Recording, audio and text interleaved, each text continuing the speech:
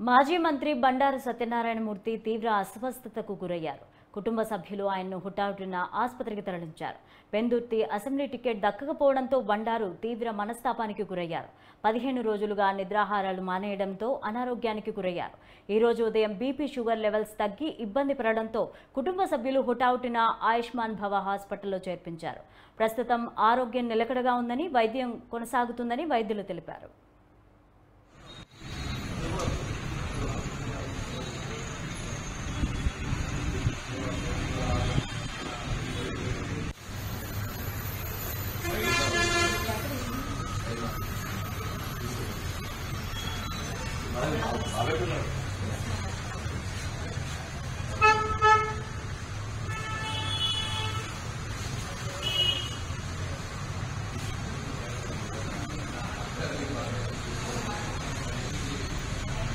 రోజుల నుంచి ఆయన బాగా తీవ్ర మానసిక ఆందోళనకి గురవుతున్నారు.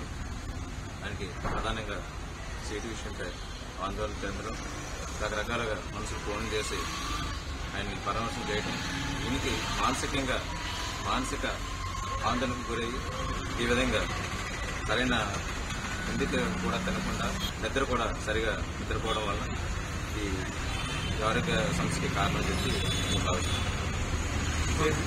నా పేరు రంగాల బాబు. తీసుకొచ్చారా?